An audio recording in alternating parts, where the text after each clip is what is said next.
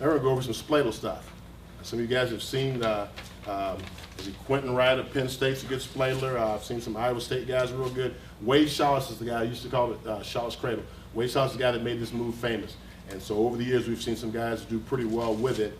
But one of the reasons why this move is effective is because most people in America shoot a single leg. And they shoot a single leg, they shoot a high single leg, and they stay in there. That's what they're taught.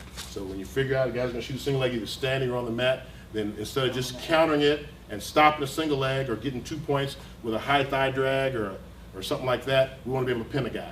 Okay, this is a great equalizer. This is what I call my ministry move. Okay, here we go. So Steve-O grabs John's leg. He got that leg. It looks so good to him. He grabs it. So now what John's doing is turn the tables on him. He's going to keep pressure with his hip and his stomach on Steve-O's head. He's going to trap his head in there. Then he's going to reach inside the crotch with 2 hands. Do not put your hand on the mat. Some people, I won't mention any names, will put their hand on the mat, and it's bad because you take away leverage. Put 2 hands on that knee, okay? Because you're going to need 2 hands because that's a big, powerful leg. Once you're here at the same time, simultaneously, John will take the leg that he's grabbing, which is John's right leg, and thread it either behind his knee or behind the ankle, one of the two, at the same time. And he's got pressure right here, so he can't just pull his head out, okay? So from here, you can do all kinds of, you can do a forward roll, you can take him to the side, or you can take him backwards. You get to play with it, have some fun with it. So John, whichever way you want to take it. Take him to the side, bang. Once you get there, John is on his side. John takes his left hand and goes up to the ankle, or the Achilles right here. You see how John's on his side. It's important to be on your side. Don't lay flat on your back. Now, Pierce and Corey are going to get real good at this. Pierce has long leverage. He's going to tear some people apart with this. Steve-O is excellent. He's done about 20-some a year, and we've had some guys do great. I think John had almost 30 one year, and this is a great equalizer. Okay, so once you get here, you have a 2-on-1 on this leg. He has the leg in there, and he's got the ankle here. So once he went to his back, he switched the hand to here to give you maximum leverage.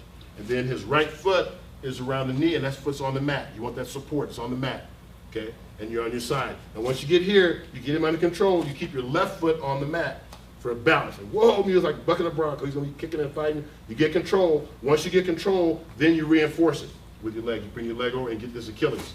Bring his foot to your knee, and it's very painful. Steve-O's in a lot of pain right here, ladies and gentlemen. So here's what we have. We have a 2-on-1 on this leg, and we have a 2-on-1 on this leg. Okay, double 2-on-1. And to get the pin, sometimes, usually when you get right there, the referee goes, bang, hits the mat, it's done. Turn off the lights, the party's over. But what we're gonna do, just in case he's not pinned, he's real flexible.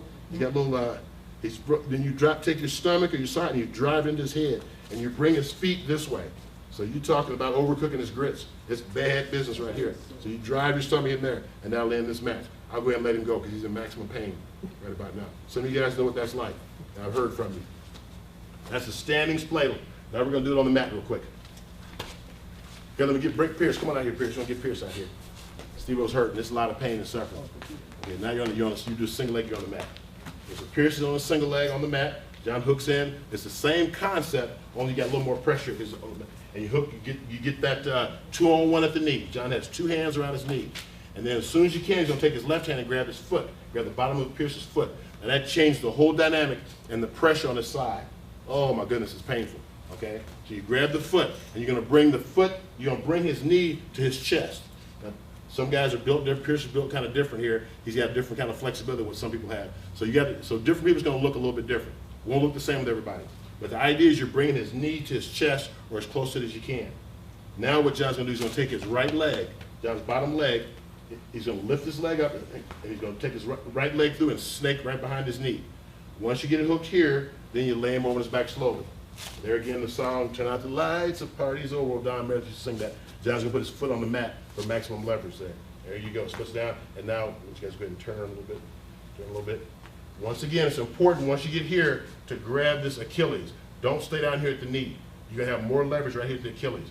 It's going to be painful, okay? So John's foot's on the mat, and Pierce is going to be fight that a little bit. Pierce, come out a little. You got pressure in there. And then once you get control of him, then you bring the other foot in for support. So you reinforce it. And try to have his Achilles at your knee. So both your legs are on the mat for maximum. You don't want to have your legs up in the air. It's like doing a bench press with your legs up in the air. You're going to be strong with your feet on the mat, feet on the floor. So you got both feet down on the floor, and you're driving your stomach, driving the stomach in his head a little bit so he feels it like. Now Pierce is real long. He's going to make some people groan and call for their mama. So there we go. Good work, guys. Next thing's going to be a cross leg. Just hook up the single leg. Corey, you'll be next out here. We'll hook it up. And let's say for whatever reason we get to here, and get him on the side there, kind of he's on the side. Okay, and for whatever reason, let's say Pierce blocks John's bottom leg. Pierce takes stance, I'm gonna block your right leg so you can't step over. Then you do what we call a cross leg. So John comes with the top leg. His top leg comes over, hooks it, and puts him on his back. Pays the same. Okay? For years we had guys blocking that legs. All we're gonna do, get stirred up with boom, cross leg. That's where cross leg came into play. Let's see what else we got here. We're gonna do the Steve-O here in a little bit here. Next thing would be if let's say you can't get it when I'm trying to hook up a, for whatever reason you can't hook up a spladle, it just isn't there. Okay. Let's say, like I said, this is a situation he can hook it here, but let's say you get in a situation and his leg, whatever reason you can't hook up a spladle, you're gonna go off to a Bow and Arrow Cradle, but you're gonna go off to it right away. So what he's gonna do, we're gonna do it slowly for you guys, is he's gonna take his right arm, his left hand's gonna be on top, his right arm's gonna slide out and hook over his head, and he's gonna put his head in the side, and then go off to a Spladle effect, Bow and Arrow Cradle. Lift his leg up, go Spladle effect. So he still put him in a Spladle, even though he said, I'm gonna stop it. So that's bad. That's how, if you can't get a regular Spladle, you come off to a Bow and Arrow Cradle and then go Spladle effect. That's brutal stuff, guys. All right, good work there on that, guys. We did standing inside, we're gonna do outside. We'll do standing outside like what Austin Bradley used to do with the shoulders out, blueprint stuff. You're gonna do a standing spladle. That was the first thing we did, was the standing where you went on the inside, but if for some reason you can't get inside, you go outside, you reach over the top, outside, and hook it and roll it. Steve, are you up next? Bang. So that's a standing outside spladle. Okay? All right. So come on, Steve-O. Steve-O and Corey, you come on out here, Corey. Come on, Corey, real quick. We're gonna do the Steve-O. This is a version that's gotten pretty popular. I've seen several guys be extremely good with this. You're down. Corey's down.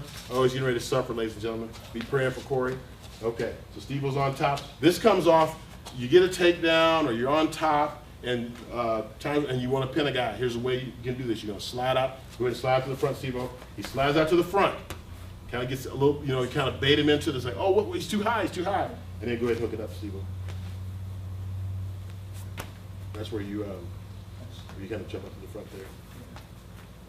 Steps, stop right there, stop right there. Okay, so he kind of came out to the side, reached over, threaded the leg in. Sometimes if a guy will step over your leg, that helps you out. Guys, when they see that leg, they'll step over. If they step over, it's like, welcome to my nightmare. So guys will help you. If they don't help you, then you thread in there. Now go ahead and hit him up, Steve-O. Takes him on over, bang. And then Steve-O's on his side, his foot's on the mat. He gets to the Achilles, and he's at the knee. This foot is down on the mat. Once he has control, then he reinforces it. Reinforce it.